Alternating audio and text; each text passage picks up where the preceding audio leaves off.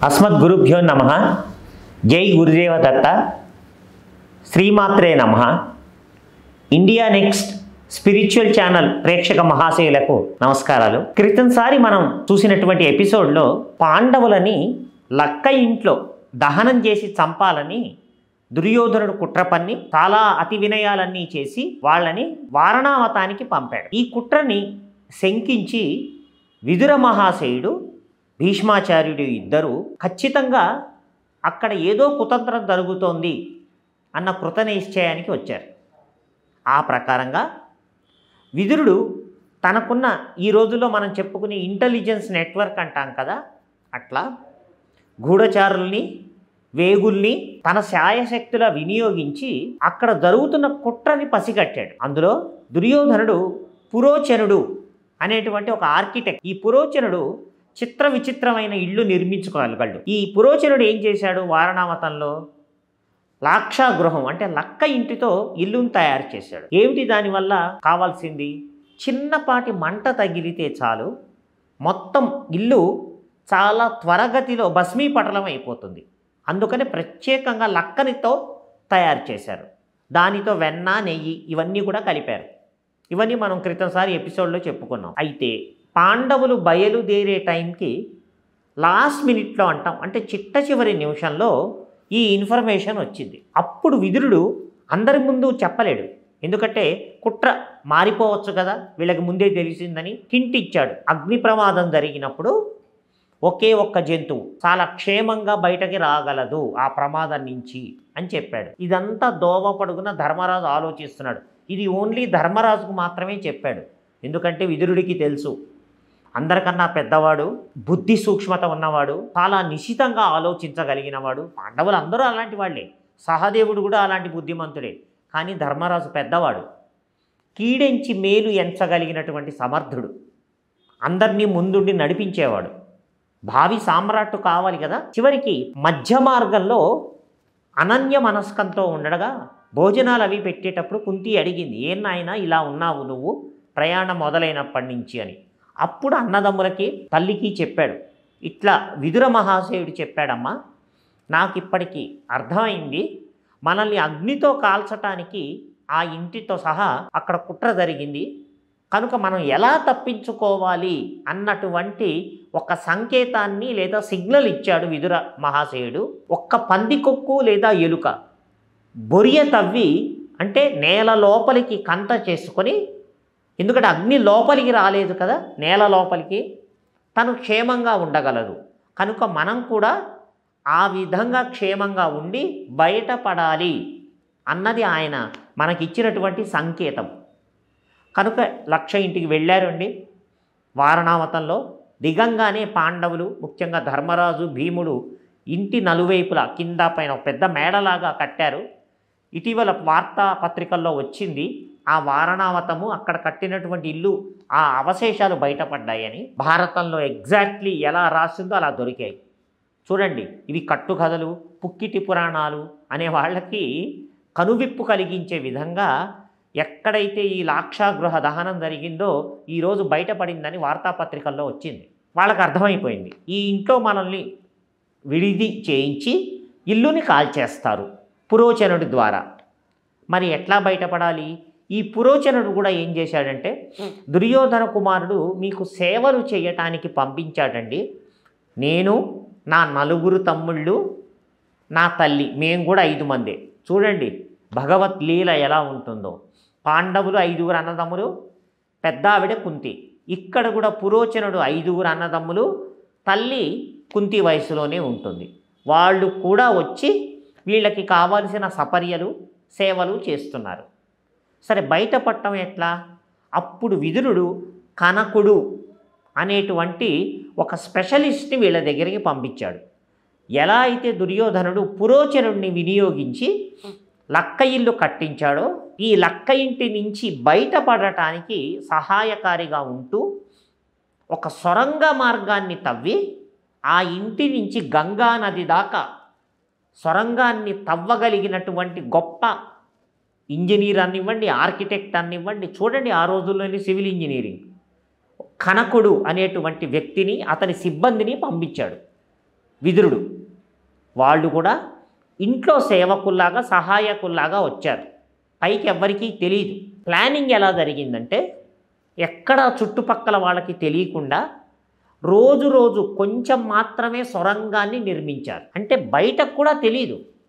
అది కూడా పొద్దునపూట కాదు, రాత్రిపూట మాత్రమే సొరంగాన్ని తవ్వుతూ ఉన్నారు. చప్పుడు బయటకు ఏమాత్రం రాకుండా, ఏమాత్రం బయట ప్రపంచానికి బాహ్య ప్రపంచానికి తెలియకుండా, రాత్రిపూట మాత్రమే చప్పుడు రాకుండా సొరంగాన్ని తవ్వుతూ వచ్చారు. మనం ఈరోజు చూసాం హిమాలయ పర్వతాల్లో, చైనా బార్డర్లో, అరుణాచల్ ప్రదేశ్లో జోజీలా రకరకాల సొరంగాలు మనం తవ్వాం. ఈ రోజున ఈ టెక్నాలజీ 5000 సంవత్సరాల క్రితం. అది కూడా చప్పుడు రాకుండా రాత్రి సమయంలో మాత్రమే. ఎందుకంటే వీళ్ళు ఎవరు, ఎలా బయటకు వెళ్తున్నారు అన్నది బయటపడితే మళ్ళా వేరే ప్లాన్ తయారు కావచ్చు దుర్యోధనుడి దగ్గర.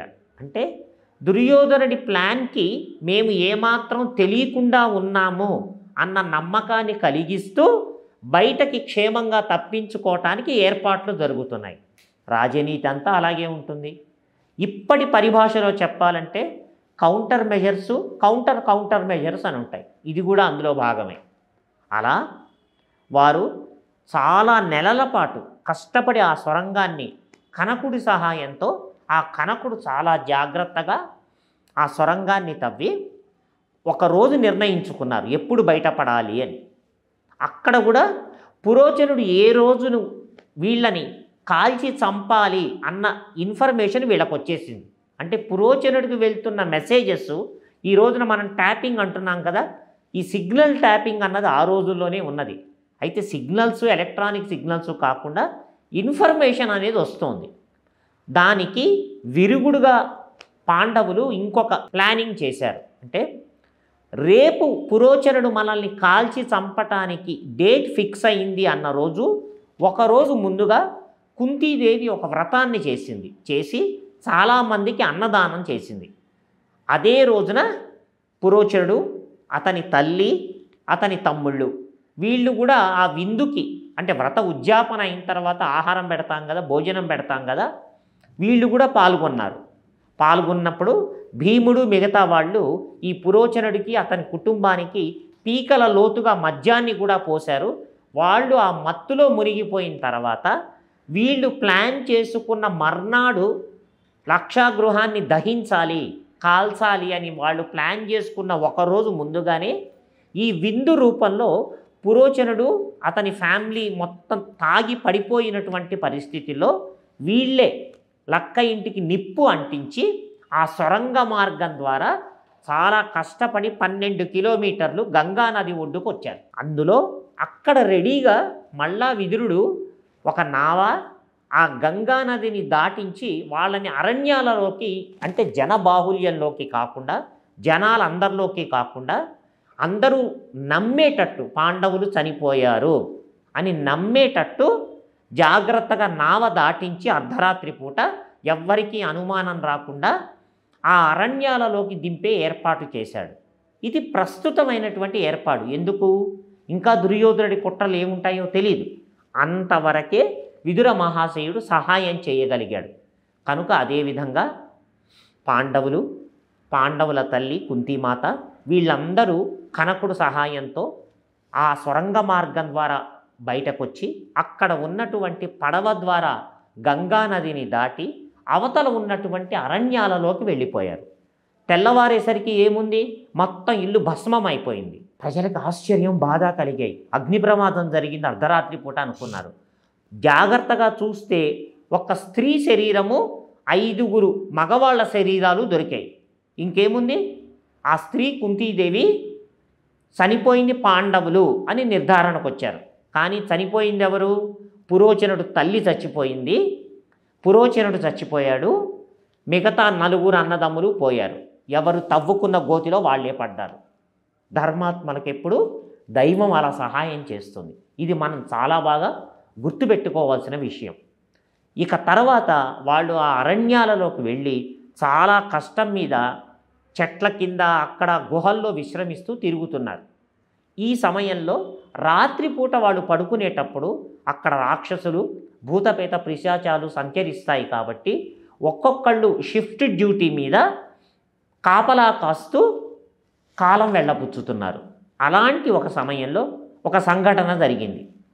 భీముడు వాళ్ళకి రాత్రిపూట కాపలా కాస్తున్న సమయంలో హిడింబాసురుడు అన్నయ్య హిడింబుడు, హిడింబాసురుడు, చెల్లెలు హిడింబి, వాళ్ళు రాక్షసులు, నరమాంస భక్షకులు. నరమాంసం దొరికితే వాళ్ళకి చాలా ఆనందంగా ఉంటుంది.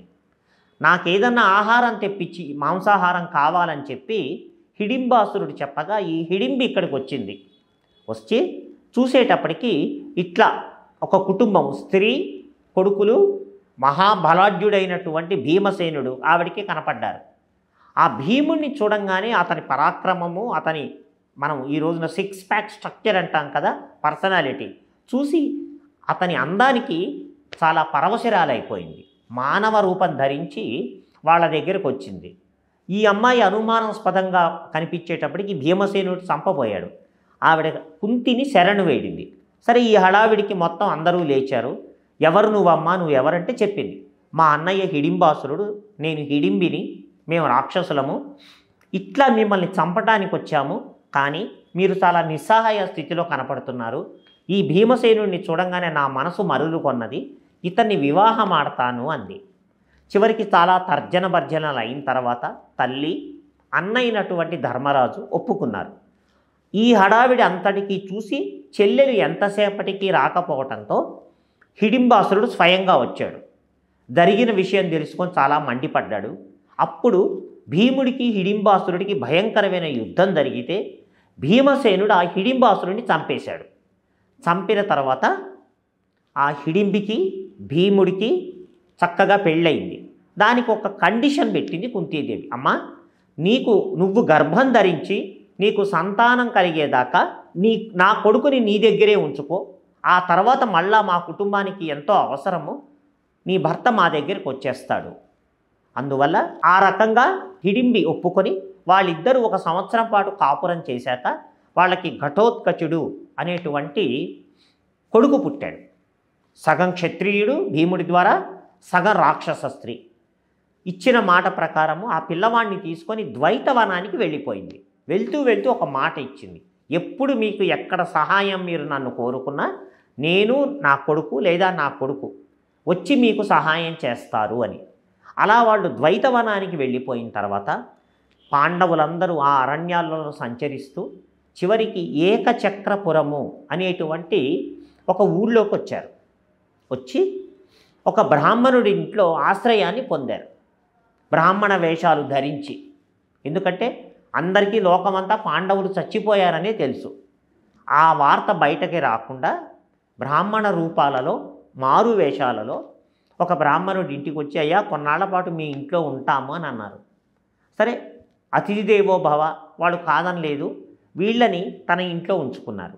కాలం గడుస్తోంది. ఆ ఊరికి ఒక ఆపద ఉన్నది. అదేమిటంటే ఆ ఊరిని ఆనుకున్నటువంటి అడవిలో ఒక కొండ గుహలో బకాసురుడు అనేటువంటి రాక్షసుడు ఉన్నాడు. ఈ రాక్షసుడు ఏం చేస్తున్నాడు, ఎప్పుడు పడితే అప్పుడు ఊరి మీద పడి ఎవరిని దొరికితే వాళ్ళని చంపి తిని మిగతా ఆహారాన్ని శుభ్రంగా తినేసి మళ్ళా తన గుహకి వెళ్ళిపోతున్నాడు. ఇట్లా అందరి మీద పడి చంపి తింటూ, ఆకలి వేసినంత వరకు కొంతమందిని తింటూ మిగతా వాళ్ళని వదిలేస్తూ ఇంత ఘోర కలికి పాల్పడ్డాడు. చివరికి ఆ ఊరు వాళ్ళు, బకాసురుడు, వీళ్ళందరూ కలిసి ఒక కృత నిశ్చయానికి వచ్చారు. వచ్చి ఇలా కాదు అని ఒక పద్ధతిని ఏర్పాటు చేసుకున్నారు. ఏమని, ఇట్లా రోజు నీ ఇష్టం వచ్చినట్టు పడి తింటాం కాకుండా మేమే ఒక్కొక్క కుటుంబం నుంచి ఒక్క మనిషిని నీకు పంపుతాం, ఒక బండి నిండా ఆహారాన్ని పంపుతాం, ఆ రోజుకి నీ ఆకలి నువ్వు తీర్చుకో. అంతకన్నా వాళ్ళ దగ్గర వేరే ఆప్షన్ లేదు. అలా ఊరంతా నాశనం కాకుండా ఒక్కొక్క రోజు ఒక్కొక్క కుటుంబం నుంచి ఒకళ్ళు వెళుతున్నారు ఊరు కోసం. చివరికి ఏమైంది, వీళ్ళు ఉంటున్నటువంటి ఏ ఇల్లు అయితే ఉందో బ్రాహ్మణుడి ఇంట్లో, అక్కడి నుంచి మనిషి వెళ్ళాల్సిన వంతు వచ్చింది. అంతే కదా, అందరూ వంతులు వేసుకుంటున్నారు కదా. చాలా బాధపడుతున్నారు. ఇంటి యజమాని వెళ్ళాలి, ఆ తర్వాత వీళ్ళ బ్రతుకు ఏమవుతుందో.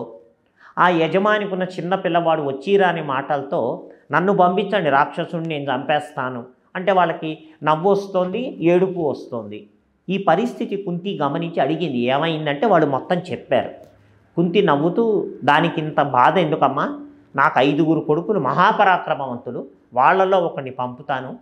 ఈ రెండవ వాడైనటువంటి భీమసేనుడు మహాపరాక్రమవంతుడు, అతను అవలీలగా ఆ రాక్షసుడిని చంపుతాడు, మీరేమీ కంగారు పడద్దు అని అభయం ఇచ్చింది. వాళ్ళు అన్నారు, అమ్మ మీరెవరో పూట గడవక మా దగ్గరకు వచ్చారు అతిథులు, మిమ్మల్ని చంపుకుంటామా అని వాళ్ళు వెనకాడారు.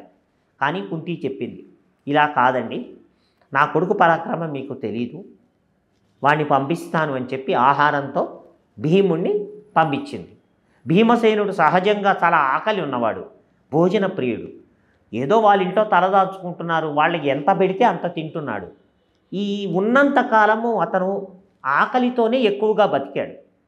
వెళ్తూ వెళ్తూ ఎలాగూ నేను ఆ రాక్షసుని చంపుతాను, ఈ ఆహారం వాడికి ఎందుకు ఇవ్వాలి అని చక్కగా బండిలో ఉన్నటువంటి ఆహారం మొత్తం తనే తిన్నాడు. దానివల్ల ఇన్నాళ్ళు ఉన్న ఆకలి చాలా వరకు తీరింది. అక్కడ బకాసురుడు చూస్తున్నాడు, సమయం అయిపోతుంది, ఆహారము మనిషి రావట్లా.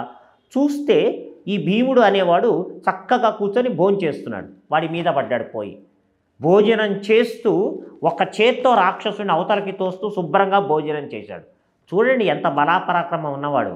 అంటే తన భోజనం తనం చేస్తూ ఒక చేత్తో రాక్షసుని అవతలకి నెడుతూ చక్కగా భోజనం పూర్తి చేసి ఆ బకాసురుడితో యుద్ధానికి దిగాడు. బకాసురుడిని చంపేశాడు. చంపి ఊళ్ళో వాళ్ళకి చెప్పాడు, ఇక మీకు ఈ రాక్షసుడి బెడద ఉండదు. ఊళ్ళో వాళ్ళందరూ చాలా సంతోషించి, మీరు ఎక్కడో దైవజ్ఞుల్లా ఉన్నారు, భగవంతుడి అవతారాల్లాగా ఉన్నారు, మీరు వచ్చి మా ప్రాణాలు, మా ఊరి పరువు అన్ని రకాలుగా కాపాడారని చెప్పి కృతజ్ఞతలు తెలిపారు. అలా కొంత అయిన తర్వాత ఈ రాజ్యము ద్రుపద రాజ్యం, అంటే మనం క్రితం ముందు ఎపిసోడ్స్లో చెప్పుకున్నాం, పాంచాల నగరంలో ఉన్నది. అక్కడ మనం చూసాం, అర్జునుడికి భార్య కాగలిగినటువంటి కూతురు కోసము, ద్రోణుణ్ణి చంపే కొడుకు కోసము ద్రుపదుడు యజ్ఞం చేయగా అందులో వాళ్ళిద్దరూ పుట్టారు, ద్రౌపది దృష్టద్యుమ్నుడు. ఈ ద్రౌపది పెరిగి పెద్దదైంది అమ్మాయి. మరి అమ్మాయికి వివాహం చేయాలి కదా, కానీ పుట్టింది అమ్మాయి అర్జునుడి కోసం, పాండవులు చచ్చిపోయారు, అంటే లోకం దృష్టిలో. మరి ఏం చేయాలో అర్థం కాలేదు.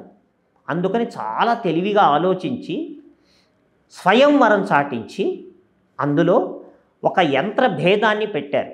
తెలుగునాట మత్స్య యంత్రం కింద పేరు వచ్చింది, కానీ వ్యాస భగవానుడు యంత్రభేది లేదా యంత్రభేదనం అని రాశాడు. ఏదైతే ఏంటి, అదొక మెకానిజం. దాన్ని బాణాలతో, అంటే దాని రిఫ్లెక్షన్ నీటిలో చూస్తూ 5 బాణాలు ఉన్నాయి, 5 సార్లు అవకాశం ఉంటుంది. ఈ 5 బాణాలతో ఒకదాంతో కానీ 5 కానీ ఉపయోగించి ఆ యంత్ర భేదనాన్ని చేయాలి. అది పైన తిరుగుతూ ఉంటుంది, కింద నీళ్లలో చూస్తూ చేయాలి. అంటే ఎంత గొప్ప విలుకాడైతే తప్ప అలా చేయలేడు. ఇది కేవలం అర్జునుడు మాత్రమే చెయ్యగలడు అని ద్రుపదుడు ఎంతో ముందు చూపుతో ఈ స్వయంవరాన్ని ప్రకటించాడు. అంటే లాస్ట్ ఆప్షన్, అర్జునుడు అనేవాడు బతికి ఉంటే ఖచ్చితంగా వస్తాడు, లేదు సరి సమానమైన వాడికి కూడా అవకాశం ఇవ్వాలి. ఎందుకంటే కూతురు పెద్దదైంది, అర్జునుడు చనిపోయాడని అందరు అంటున్నారు కనుక అర్జునుడు రాని పక్షంలో ఈ అమ్మాయి కన్యగా మిగిలిపోకూడదు. అందువల్ల ఇన్ని రకాలుగా ఆలోచించాడు. సరే, దేశమంతా పాకిపోయింది, ప్రపంచమంతా పాకిపోయింది, ఎక్కడెక్కడ వాళ్ళు వస్తున్నారు. ఇటువంటి స్వయంవరం అంతకుముందు ఎక్కడా లేదు. ప్రత్యేకమైన పరీక్ష ఉంది, ప్లస్ ద్రౌపది అందచందాలు విన్నారు, ద్రుపదరాజు వంటి బలవంతుడు బంధుత్వం ఏర్పడుతుంది. సరే, అందరూ వచ్చారు. అప్పుడు ఆ ఊళ్ళో ఉన్న బ్రాహ్మణులందరూ కూడా వీళ్ళని అడిగారు, ద్రుపదరాజు మంచివాడు, చాలా దక్షిణలు అవి ఇస్తాడు, మంచి భోజనం పెడతాడు, మనం కూడా వెళ్దాము అంటే ఈ మత్స్యయంత్రం గురించి విని పాండవులు కూడా బయలుదేరారు. తల్లి ఏకచక్రపురంలోనే ఉన్నది. అలా వాళ్ళు కొన్నాళ్ళు గడిచి స్వయంవరం తేదీ సమయానికి సభామంటపంలోకి వెళ్ళారు. దేశ విదేశాల నుంచి రాజులు, యువరాజులు వచ్చారు. అలా ఈ బ్రాహ్మణ సంఘం అంతా ఒక పక్కన కూర్చున్నారు. ఇక్కడ ఒక అద్భుతమైన సంఘటన జరిగింది. ఈ స్వయంవరం చూడటానికి కృష్ణ పరమాత్మ, బలరాముడు కూడా వచ్చారు. విశేషం ఏమిటంటే మహాభారతంలో కృష్ణుడు బయటపడింది, కనపడ్డది ఈ ద్రౌపది స్వయంవరంలోనే. అంతకుముందు మహాభారతంలో ఎక్కడా కృష్ణుడి వంశము ఎక్కడా రాయబడలేదు. అదేంటండి అలా అంటారు? చిన్నప్పుడు మరి గోకులంలో ఉండి అక్కడ చెరసాలలో పుట్టి ఇక్కడ పెరిగాడు కదా నందుడు యశోద ఇంట్లో, ఇవన్నీ భారతంలో కాదా అని చాలామంది అనుకుంటారు. అవన్నీ భాగవతంలో దశమ స్కందంలో పోతన గారు రాశారు. రెండూ ప్యారలల్గానే జరిగాయి. కానీ ఈ వివరాలు విశేషాలు అంటే కృష్ణ పరమాత్మ యొక్క జన్మ వృత్తాంతము ద్రౌపది స్వయం వరకు ఉన్నది భారతంలో లేదు, భాగవతంలో ఉన్నది, హరివంశంలో ఉన్నది, విష్ణు పురాణంలో ఉన్నది. మహాభారతం మొత్తం రచించినటువంటి వేదవ్యాసుడు చివరికి అనుబంధంగా హరివంశాన్ని కూడా రాశాడు 25,000 26,000 శ్లోకాలతో. అందులో కూడా చాలా విశేషాలు ఉన్నాయి. ఈ సందర్భంగా ఒక చిన్న మనవి చేస్తాను. సంతానం అది లేని వాళ్ళు ఎంతో పరితపిస్తుంటారు. భక్తి శ్రద్ధలతో హరివంశ పారాయణ గనక చేస్తే కేవలము సంతానం కలగటమే కాదండి, మంచి సంతానం కలుగుతుంది. అదొక విశేషం ఉన్నది. ఈ సందర్భంగా మనవి చేస్తున్నాను. సరే, అందరూ రాజులు చూస్తున్నారు, ఒక్కొక్కళ్ళు వెళ్తున్నారు. కింద ధనుస్సు ఉన్నది, 5 బాణాలు ఉన్నాయి, పైన యంత్రభేది తిరుగుతోంది. కొట్టడానికి ప్రయత్నించారు. చాలామంది అసలు విల్లుని ఎక్కుపెట్టలేకపోయారు, అంత బలంగా ఉన్నది. అయితే అందరికీ ఒక సందేహం వస్తుంది. చాలామంది ఉదాహరణకి దుర్యోధనుడు కేవలం గదా యుద్ధమే కదా, అలా ఉండదండి. అందరూ అన్ని విద్యలు వచ్చు, వాళ్ళ శక్తిని ప్రయోగిస్తున్నారు. శల్యుడు వచ్చాడు మద్రదేశం నుంచి, అంటే నకుల సహదేవుల మేనమామ. జరాసంధుడు వచ్చాడు.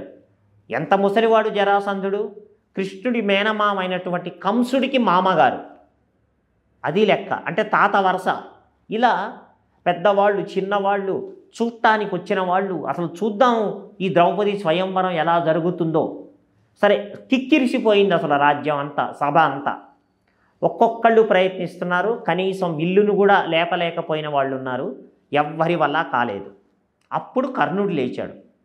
సహజ కవచ కుండలాలు, సూర్యుడి తేజస్సుతో పుట్టినవాడు కదా. చూడంగానే అందరికీ ఖచ్చితంగా కర్ణుడు దీన్ని సాధించగలడు అనుకున్నారు. కర్ణుడు వెళ్ళాడు. కనీసం అప్పటి వరకు ఈ విల్లుని ఎవరు ఎక్కువ పెట్టలేకపోయారు. కర్ణుడు వెంటనే విల్లుని అవలీలగా తీసి ఎక్కువ పెట్టాడు. అప్పుడు ద్రౌపది ఒక మాట అన్నది, నేను సూతపుత్రుని చేసుకోను అని. అంటే ఒక్కొక్కళ్ళు ఇంట్రడక్షన్ బయోడేటా ఇస్తారు కదా, దాంతో కలకలం దేగింది, పెద్ద చర్చ నడిచింది. ఇటువంటి నిబంధన ఉంటే మరి కర్ణుడికి ఆహ్వానం ఎందుకు పంపారు అని చెప్పి స్నేహితుడు దుర్యోధనుడిని అడిగాడు. అడిగితే చివరికి ద్రౌపది చెప్పింది, నాకు ఇష్టం లేదు, నేను చేసుకోను సూతపుత్రుడిని అని. దాని మీద దృష్టద్యుమ్నుడు తండ్రి మాట్లాడుకున్నారు. అప్పుడు దృష్టద్యుమ్నుడు డిక్లేర్ చేశాడు, ఈ అమ్మాయి నేను ఒకళ్ళని వివాహం ఆడను అని నిశ్చయించుకుంటే బలవంతాన పెళ్లి చేయలేము, అది అమ్మాయి ఇష్టం. కనుక మా తరఫున మేము ప్రార్థిస్తున్నాము, అతడు గౌరవ అతిథి, అందులో ఏమీ డౌట్ లేదు. కానీ నా చెల్లెలు అలా చెయ్యనంటోంది కాబట్టి కర్ణ మమ్మల్ని క్షమించు, నా చెల్లెలు వివాహం ఆడదు అని నిస్పష్టంగా చెప్పాడు. అప్పుడు కర్ణుడు అన్నాడు, మంచిది, ఆ బాణాన్ని ఆ విల్లును అక్కడ పెట్టేశాడు. ఇక ఈ కన్యకి ఈ స్వయంవరం ద్వారా వివాహం అవ్వదు, ఎందుకంటే ఎవరి వల్ల కావట్లేదు, అది ద్రుపదరాజా నువ్వు ఆలోచించుకో అని చెప్పాడు. అప్పుడు బ్రాహ్మణ సంఘాల నుంచి సహదేవుడు అడిగాడు, సరే క్షత్రియులందరూ ఫెయిల్ అయిపోయారు, ఈ ఎందుకంటే వీడు బ్రాహ్మణ వేషాల్లో ఉన్నారు కదా, ఇందులో ఎవరైనా ప్రయత్నించచ్చా, పర్మిషన్ ఇస్తారా? వాళ్ళ మనసులో అర్జునుడు అవలీలగా చేయగలని తెలుసు. సరే, చర్చ మొదలైంది. క్షత్రియుల వల్ల కాలేదు, మిగతా వాళ్ళు ఎవరూ మాట్లాడలేదు. ద్రుపదుడు ఆలోచిస్తున్నాడు, దృష్టద్యుమ్నుడు ఆలోచిస్తున్నారు, మిగతా వాళ్ళందరూ ఆశ్చర్యంగా చూస్తున్నారు, అయోమయంగా చూస్తున్నారు. కృష్ణుడు ఈ సంగతి వెంటనే బలరాముడికి చెప్పాడు, వాళ్ళ 5 పాండవులని. బలరాముడికి కూడా తెలియదు, కృష్ణ పరమాత్మకు అన్నీ తెలుసు కాబట్టి ఆయన చెప్పేశాడు. బలరాముడు చాలా సంతోషించాడు, మేనత్త పిల్లలు కదా, అందరూ పోయారనుకుంటున్నారు కదా పాండవులు, పరమాత్మ కాబట్టి ఆయనకు అన్నీ తెలుసు. అప్పుడు ద్రౌపదిని కూడా అడిగారు, అమ్మ బ్రాహ్మణులలోంచి కొంతమంది ఎవరైనా వచ్చి ప్రయత్నిస్తారు, నీకేమైనా అభ్యంతరమా? నాకు అభ్యంతరం లేదు అన్నది. అప్పుడు అర్జునుడు లేచాడు, లేచి సభకు నమస్కారం చేశాడు. ద్రుపదుడికి నమస్కారం చేసి ఆ విల్లు దగ్గరికి వచ్చాడు. వస్తుంటే అసలు రాజులు ఆశ్చర్యపడ్డారు, ఇతనేమిటి, ఇతను బ్రాహ్మణుడేమిటి, సమస్య లేదు. అతను చూడండి, అతని పర్సనాలిటీ 6 ప్యాక్ అది ఉంటుంది. అర్జునుడు సన్నగా మెరిసిపోతూ హీరోల్లాగా అట్లా కాదండి, మహాపరాక్రమవంతుడు. ఈ రోజున 6 ప్యాక్ అంటున్నాం, దేహ దారుఢ్యం ఉన్నవాడు. అతను నడుస్తుంటే భూమి అదురుతోంది, పిక్కలు బలంగా ఉన్నాయి. దుశ్శాసనుడు కనిపెట్టాడు కొంతవరకు. ఇది తెలిసిన నడక, ఎవరో నేను తేల్చుకోలేకపోతున్నాను. ఎందుకంటే వాళ్ళందరి దృష్టిలో పాండవులు చచ్చిపోయారు. ఇది ఎక్కడో బాగా చూసిన నడక. అసలు అతని శరీరాకృతి చూడండి, ఎన్ని ఆయుధాల్ని మోస్తే శరీరం మీద గుర్తులు ఏర్పడతాయి, అంతే కదా. గద కానివ్వండి, చేత్తో కత్తి పట్టుకోవటం కానివ్వండి, ఇలాంటి ఆయుధాలన్నీ మోస్తే శరీరం పైన మనం చూస్తుంటాం. కాయ కష్టం చేసి బతుకుతున్న వాళ్ళ కాళ్ళు చేతులు ఎంత దృఢంగా ఉంటాయో. ఇతను ఆయుధాలు ప్రయోగించటంలో నిష్ణాతుడు. ఇతను బ్రాహ్మణ రూపంలో కనపడుతున్నాడు కానీ ఖచ్చితంగా బ్రాహ్మణుడు కాడు, ఏదో తేడా ఉన్నది. అంతవరకే వాళ్ళకి అర్థమైంది. చూస్తున్నారు, దిగ్భ్రాంతికి లోనై చూస్తున్నారు ఏం జరుగుతోందో. అర్జునుడు వచ్చాడు, వచ్చి చూశాడు, విల్లుకి నమస్కారం, గంధ పుష్పాలు వేశాడు, నమస్కారం పెట్టాడు. ద్రుపద మహారాజుకు నమస్కారం పెట్టాడు, అందరికీ నమస్కారం పెట్టాడు. తెలుసు కృష్ణుడు బలరాముడు అక్కడ వచ్చారు, తనకన్నా పెద్దవాళ్ళు, వాళ్ళకి నమస్కారం పెట్టాడు. అందరూ సంభ్రమాశ్చర్యాలతో చూస్తుండగా విల్లుని అవలీలగా ఎత్తేశాడు. మొత్తం రాజలోకము, రాజ కుటుంబము, అక్కడున్న వాళ్ళందరూ షాక్. ఎందుకు ఒక బ్రాహ్మణుడు ఏమిటి విల్లుని ఇంత అవలీలగా తీయటం ఏమిటి? చూసే లోపలే విల్లుని ఎక్కుపెట్టాడు. ఎక్కుపెట్టడం అంటే కుడి కాలితో ఆ విల్లు అడుగు భాగాన్ని నొక్కి పెట్టి ఎడం చేత్తో కిందకు దించి ఆ తాడుని కట్టడం అన్నమాట. అసలు అలా కట్టడమే చాలా కష్టం, అలాంటిది అవలీలగా కట్టాడు. విశ్వనాథ సత్యనారాయణ గారు రాశారు రామాయణ కల్పవృక్షంలో, రామచంద్రమూర్తి శివధనుస్సుని ఎలా ఎక్కుపెట్టాడు అని. అట్లా ద్వాపర యుగంలో చాలా అద్భుతంగా అర్జునుడు అందరూ చూస్తుండగా విల్లుని అవలీలగా ఎక్కుపెట్టాడు. ఏదో కష్టపడి కింద మీద పడి కాదు. అసలు ఆశ్చర్యానికి లోనవుతున్నారు, గుడ్లు అప్పగించి చూస్తున్నారు దుర్యోధనుడు, కర్ణుడు. వాళ్ళు ఊహించండి, ఎక్కుపెట్టి అందరి వైపు చూస్తూ, అక్కడ 5 బాణాలు ఉన్నాయి కదా, ఒక్కొక్క బాణం కాదండి, 5 బాణాలు ఒకేసారి తీసుకొని విల్లుని 5 బాణాలు ఒకేసారి తీసుకొని కొడితే ఈ 5 బాణాలు కలిసి అక్కడున్నటువంటి భేదిని నాశనం చేసేసింది. లేదా ఆ మత్స్యయంత్రాన్ని దాని కంటిలో గుచ్చుకునేటట్టు. చూడండి అర్జునుడి గురి ఎంత నిశితంగా ఉందో, ఆ విద్య చూడండి. 5 బాణాలు ఒకేసారి ఎక్కుపెట్టి కొడితే ఈ 5 బాణాలు పక్కకు వెళ్ళి ఒకటే మొన, చివర్లో ఎడ్జ్ అంటాం కదా, ఆ మొన ద్వారా ఆ మత్స్యయంత్రం కంటిలోకి పోయి గుచ్చుకొని ఆ యంత్రాన్ని భేదనం చేసింది. అసలు మొత్తం షాక్కి గురైపోయారు, దిగ్భ్రాంతి, కళ్ళ ఎదురుగా నమ్మశక్యం కాలేనటువంటి నిజం. హర్షాతిరేకాలు బ్రాహ్మణ సంఘం నుంచి, అహో అహో బలవంతుడా, అహో మహావీరుడా, పేరు తెలియదు ఎవ్వరికి.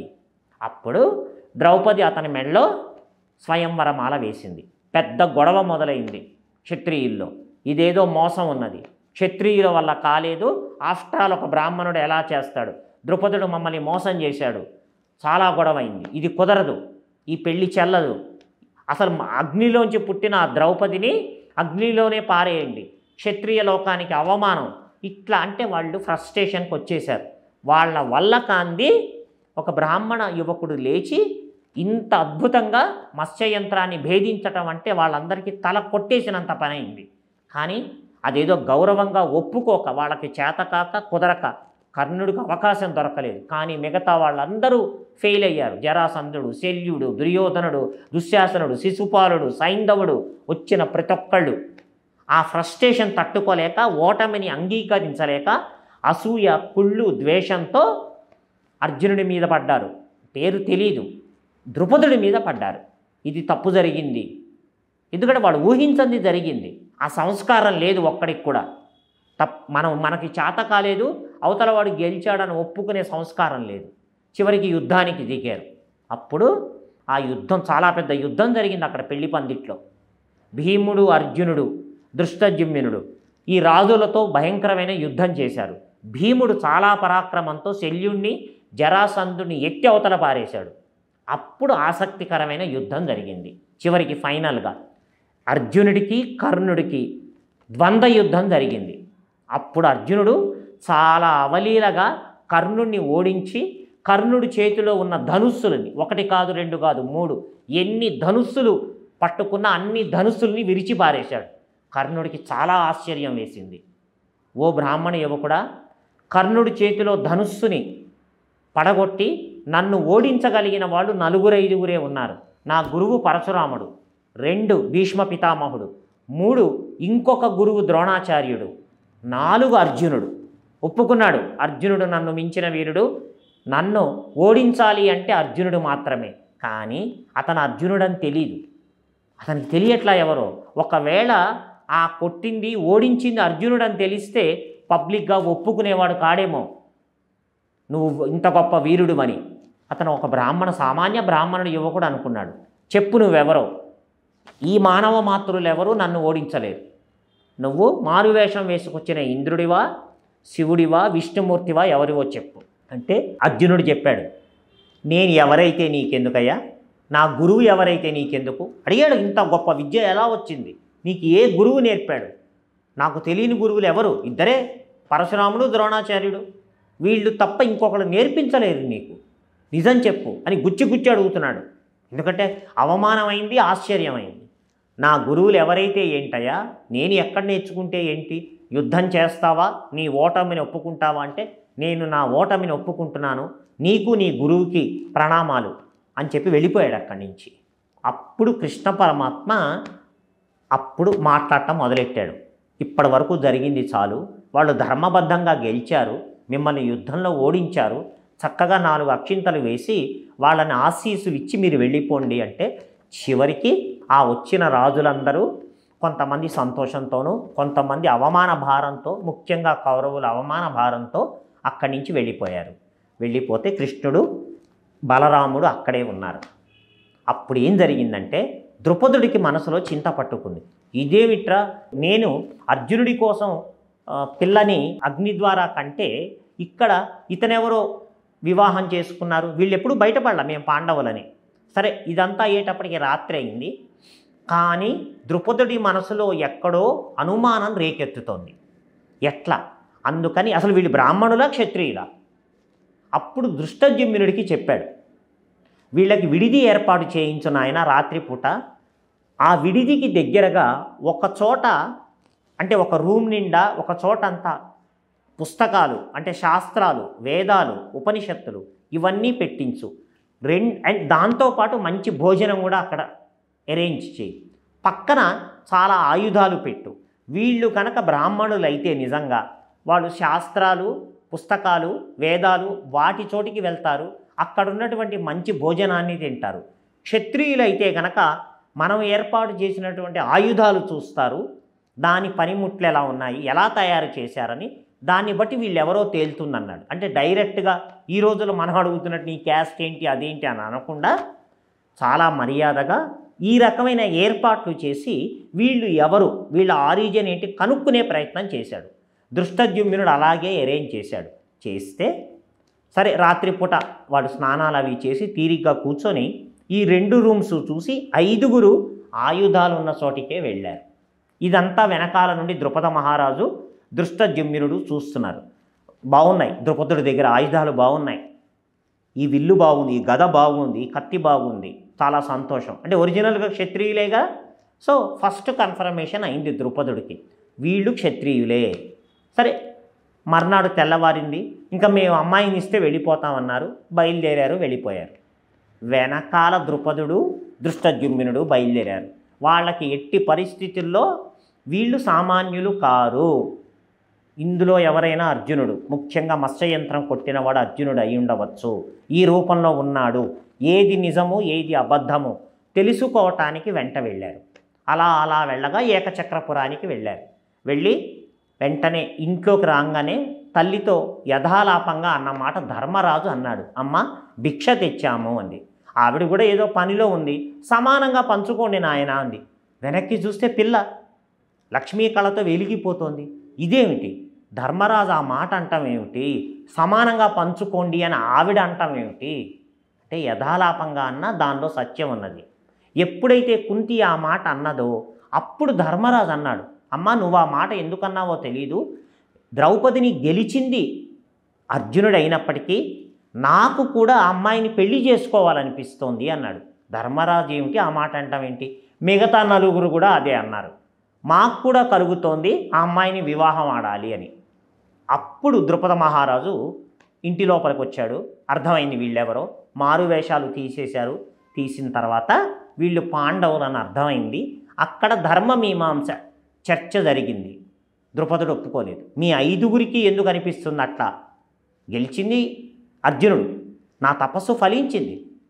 ఎందుకంటే నా కూతురుకి భర్త కాగలిగిన వాడు అర్జునుడి కోసమే ఇదంతా నేను యజ్ఞాన్ని చేశాను, చివరికి ఈ మత్స్య యంత్రం ఏర్పాటు చేశాను. అప్పుడు ఏం చేయాలో అర్థం కాల. ఎందుకు వీళ్ళందరికీ కోరిక పుట్టింది ఆ అమ్మాయిని చేసుకోవాలని? అన్యాయమైన వాళ్ళు కారు, ధర్మాత్మలు.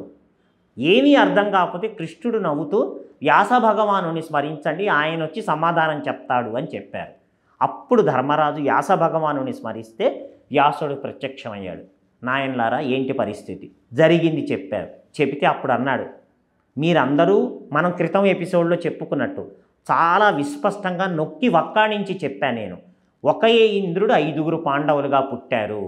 అదే చెప్పాడు వ్యాస భగవానుడు. నాయనలారా మీరు మానవ దేహంతో ఇలా 5గురుగా కనపడుతున్నా మీ వెనకాల ఉన్నది ఒకటే ఇంద్రుడు. ఒకే ఇంద్రుడు పరమేశ్వరుడి శాపంగా మీ 5గురు పాండవులుగా పుట్టారు. ఇంద్రుడి భార్య అయినటువంటి శచీదేవి అంశ ఈ ద్రౌపదిగా పుట్టింది. కనుక మానవ దేహం 5 రకాలుగా కనపడుతున్నా ఒకటే ఇంద్రుడు, ఆవిడ ఒకటే శచీదేవి. అందువల్ల అర్జునుడు కాకుండా మీ 4గురికి కూడా ఆ అమ్మాయిని వివాహం చేసుకోవాలి అన్న బుద్ధి పుడుతోంది. దీని అవసరం చాలా ఉన్నది. ఇది పరమేశ్వరుడి శాపము, దీన్ని పంచేంద్రోపాఖ్యానము అంటారు అని చెప్పి విస్పష్టంగా వ్యాసుడు చెప్పాడు. చెప్పినా ద్రుపదుడు ఒప్పుకోలేదు. లోకంలో ఎక్కడైనా ఉన్నదా? బహుభార్యత్వం ఉన్నది, కానీ ఒక స్త్రీకి ఇంతమంది భార్యలు ఎక్కడా లేదంటే అప్పుడు పరమేశ్వరుడు ఇంద్రుడికి ఇచ్చిన శాప వృత్తాంతము, ఈ ఇంద్రుడు తన శాపాన్ని 5గురి దగ్గర ఉంచినటువంటి వైనము. అంటే ఒక అంశ ధర్మదేవత దగ్గర, ఒక అంశ వాయుదేవుడి దగ్గర, ఒక అంశ తన దగ్గర, మిగతా 2 అంశాలు అశ్విని దేవతల దగ్గర ఉంచి ఈ 5గురు పాండవులుగా పుట్టారు. అంటే ఈ 5 అంశాలు ఒకటే ఇంద్రుడు 5గురుగా పుట్టారు అన్న పరమ సత్యాన్ని వ్యాస భగవానుడు ద్రుపదుడికి దివ్య దృష్టి ఇస్తే ఆ దివ్య దృష్టితో ద్రుపదుడు ఈ ఉపాఖ్యాన్ని స్పష్టంగా చూసి అప్పుడు కన్విన్స్ అయ్యాడు. ఎస్, ఒకే ఇంద్రుడు 5గురుగా పుట్టారు, శచీదేవి నా కూతురుగా పుట్టింది, ఈ 5గురికి ఇచ్చి పెళ్లి చేస్తాను అని చెప్పి ఒప్పుకొని వాళ్ళకి యథావిధిగా రాజ్యానికి తీసుకువెళ్ళి పెళ్లి చేశారు. ఇది మళ్ళా ఈసారి వచ్చే ఎపిసోడ్లో వీళ్ళ వివాహం అయిన తర్వాత జరిగిన సంఘటనలు ఏమిటి, పాండవులు హస్తినాపురానికి వచ్చారు అప్పుడు జరిగింది ఏమిటి అన్నది తప్పకుండా మనం వచ్చే ఎపిసోడ్లో చూద్దాము. జై గురుదేవదత్త. భవదీయుడు మాధవపతి కాళిదాస్.